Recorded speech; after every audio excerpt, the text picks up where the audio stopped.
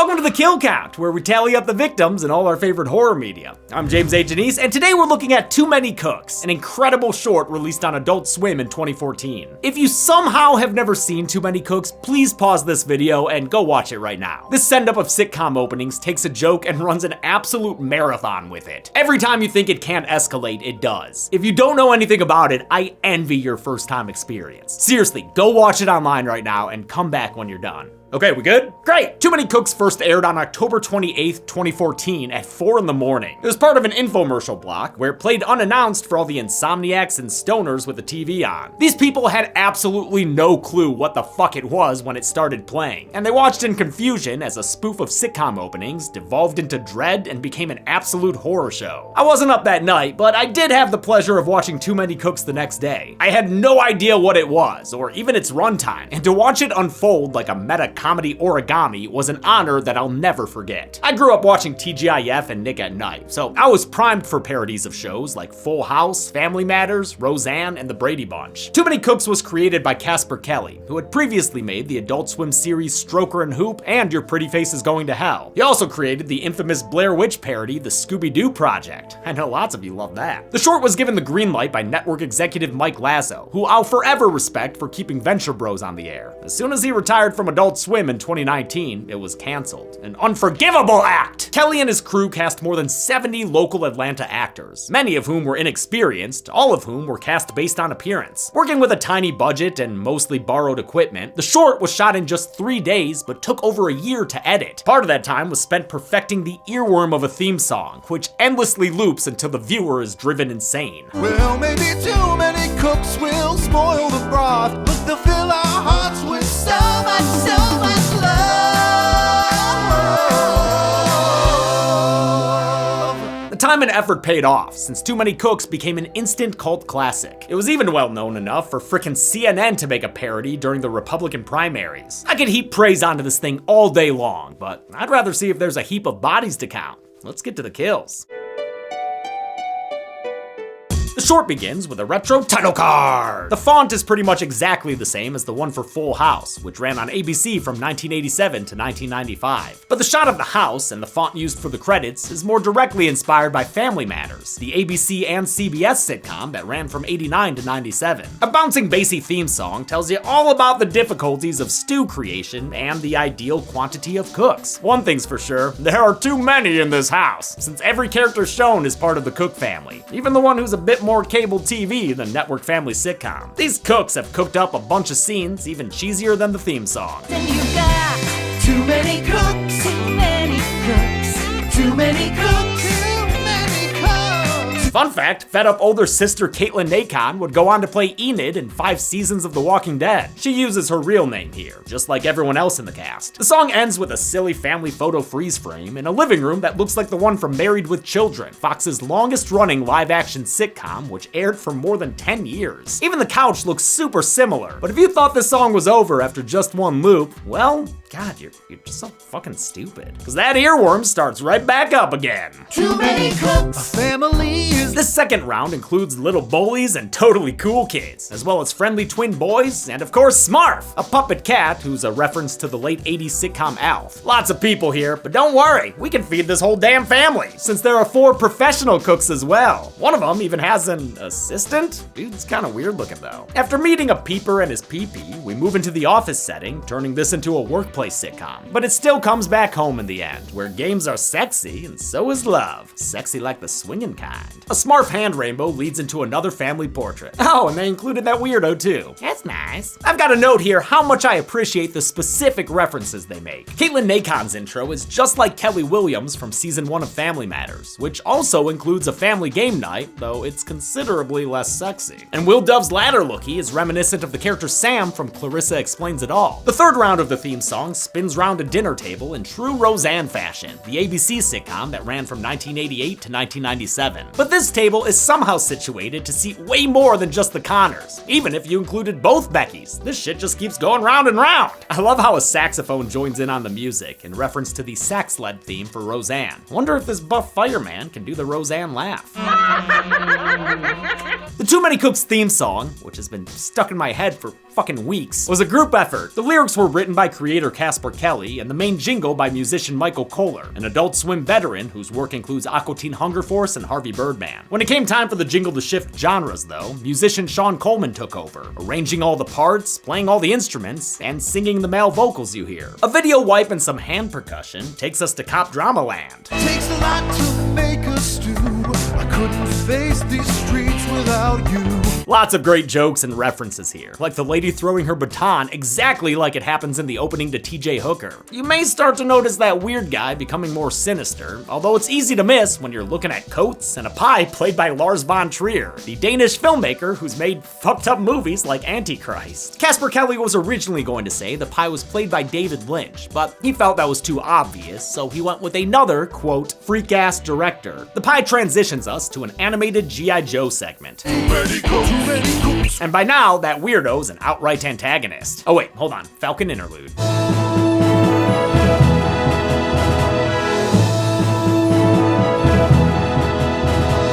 I've heard the repeated imagery here wasn't initially intentional. It happened because of an editing error and they thought it was funny, so they kept it in. The Falcon imagery takes us into a soap opera style opening that feels a little Dallas to me, but is more directly inspired by Falcon Crest, which ran on CBS from 1981 to 1990. This is where the horror begins, since Candace Mabry is implied to be cleaved by a machete in a freeze frame. Ben Peck introduces himself and also joins our count when the killer presumably beheads him after his frame freezes. Tennis aficionado Dan Triandaflo is more certainly killed thanks to a knife in his back. We visit a college to get into Slumber Party Massacre mode, where Alina Nord is the killer's first co-ed victim. In the kitchen, we can assume Amy Rollins is killed via drowning in the sink. Be grateful it ain't liquid nitrogen, Aim. Katie Adkins is the next student introduced, and she freeze frames like it's Naked Gun as the killer prepares to pounce. Katie is actually a friend of ours who joined us for a podcast episode about Too Many Cooks, and like many other wonderful people, attended our wedding last year. Unlike the other victims, Katie appears to become aware. Katie, can you hear me? If you can, run! Oh shit, it worked! Katie fucking books it backstage, running past decommissioned robots and through various sets built in this Fulton industrial warehouse. All the while, she's pursued relentlessly by the killer, the now haunting theme song seemingly attached to him. The killer is played by a perfectly casted William Tokarski, who had already worked with Kelly in Your Pretty Face is Going to Hell. He didn't start acting until he was 60 and wound up with bit parts in movies like Anchorman 2. He's gone on to appear in Jumanji 2 and the horror film Tragedy Girls, and I'm happy he keeps getting work. He's so damn good and creepy here. The killer can be seen early on in the short, well before I started pointing him out. His first appearance is behind the smarty little sister 20 seconds into this thing. The idea for him came from Kelly and editor Paul Painter, who gets a credit in the animation sequence alongside the theme song's arranger Sean Coleman. Kelly's backstory for the killer is that he's a guy who tried to be a sitcom dad, but never quite fit in with the rest of the Cook family, which caused him to eventually snap and enact violent vengeance. The sweater he wears is meant to be reminiscent of Bill Cosby's, another monster. Desperate, Katie hides in a closet, but thanks to the glow of her name tag, the killer quickly finds her. Our final girl is finally killed with a slash and a blood splatter, R.I.P. Out-of-place hottie Kate Geralt reappears to do a Wonder Woman spin as the music shifts to match that show's opening theme. Her rotations take forever to get going. She really should have primed them beforehand. And it's all in vain. She's killed when a machete goes straight into her face. Creeper Peeper Will Dove tries to come to the rescue, but he's beheaded mid-transformation, giving us a double decap. But I'm only adding one body to the count. The short then shifts into Law and Order mode, and once again matches the music style. But Detective Derek Huffmaster joins the count quickly, and this poor guy doesn't even get his pain negated by a freeze frame. We're in hell mode now, complete with a head in a bleeding sink, apparently belonging to a Sue Carr. Then someone else named Amy Holmberg is seen dead and being dragged away out of the sitcom's living room. This allows the killer to live out his own sitcom. He dances to music on headphones, just like Caitlin Nacon did, plays both Will Dove's Binocu Peeper and Victoria Sun's Coy Topless Flirt, and presents his own special recipe, just like Tara Ox did 2 names into this thing. All the while, his name is obscured by artifacts as the audio distorts, suggesting he may be some sort of glitch in this whole thing's reality. And while a severed foot has never counted as a kill, I can count the 3 heads we see on the table, as he has a Hannibal-style supper. God damn, that is one creepy motherfucker. Thankfully, he gets blown up by laser beams. Wait, what? Who did that? Haha, Smarv. This is the story of Cooks, Cybernetic Operational Optimize, Knights of Science. You may have thought we were done, but no, we've just shifted into science fiction with a new opening and narration referencing the original Battlestar Galactica from the late 70s. In this rendition of the show, the heroic cooks battle against the evil broths, which consist of William Tokarski armies as well as William Tokarski spaceships. Good thing the cooks have lizard people on their side, which may be a reference to the Gorn from Star Trek. The VFX in this section were done by Awesome Inc., an Atlanta-based animation studio that's worked on lots of Adult Swim series. They also created the G.I. Joe segment and Smarf's hand rainbows, as well as pretty much all of the short's effects. We transition into a hospital where Cook family patriarch Ken DeLosier, the very first person introduced in the short, is laid up. That's a fine how do you do laugh track. The doctor calls it a bad case of intronitis, like sitcom intro-itis, and unfortunately, this strain is contagious. Judging by Doc's reaction, it's also painful and terminal. Kill me! Unfortunately for him, he's not added to the count before we leave the scene. He shouldn't feel too left out though, since actor John Curran has already been on the kill count. He played a pilot who got infected in Quarantine 2 Terminal. In fact, a bunch of these actors had or would have horror credits, with some of their work featured on this show. Noogie Meister Zach Shires would grow up to play a pants-pissin' bully named Tim in Freaky. Tennis casualty Dan Triandiflo played the rich douchebag Todd in Stranger Things 3, he of the Todd Father car. Put upon office worker Mark Farley played an Overlook ghost at the end of Dr. Sleep, while spaceship lightboard expert Matt Burke had bit parts in both Fear Street and Jurassic World. Well, how did you get two different kinds of dinosaurs to, Finally, Linda Miller is like a legit Tony-nominated actor, whose dad was Jackie Gleason and whose son is Jason Patrick, star of The Lost Boys. She herself starred in the 76 slasher Alice Sweet Alice. Now everything in this intro is falling apart. Different genres are colliding and the text and people are swapping sides. Wow, that does not sound pleasant. Does not sound pleasant at all. We even get a bonus reference during the chaos to the short-lived 1983 series Manimal. Amidst all this torment sits a bleeding Smarf. The puppet was created and controlled by special effects artist Chris Brown, who also worked with Casper Kelly on Your Pretty Face is Going to Hell. Meanwhile, the Terminator-looking robot version of Smarf was created by Shane Morton, who made the freaking Cheddar Goblin in Mandy. Across the room, Smarf sees some kind of emergency stop red button. Valiantly, he crawls to it, expending his last bit of life energy reaching out to press it. He dies on the floor, and it's debatable whether or not he succeeded. Clearly, he made contact, but the button didn't seem to depress. Whether he reached another plane of reality or is in some kind of afterlife, Smarf finds himself at the center of a biblical-scale Brady Bunch grid of characters. We've reached the end, and to commemorate the occasion, we get one last family snapshot. Just don't leave old Bill Tokarski out of it. Wouldn't want him to get mad again. Now that the show's intro is finished, we can finally enjoy Too Many Cooks. Honey, I'm home. Too many cooks. Oh, guess they ran out of time for the episode itself. It takes a lot to count the kills, but do it right and it's such a thrill. Let's get to the numbers. Too many kills. Too many kills. Too many kills.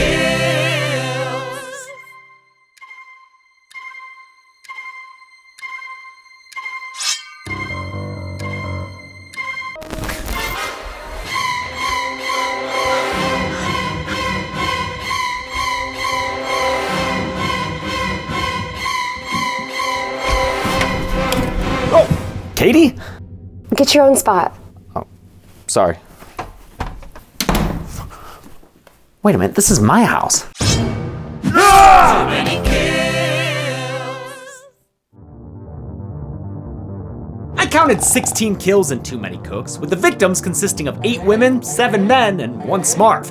That gives us this pie chart, played expertly by Lars von Trier. And if you assume Smarf is male, we can say this count and gender breakdown has been seen twice before on this show, in Friday the 13th Part 7 and American Psycho.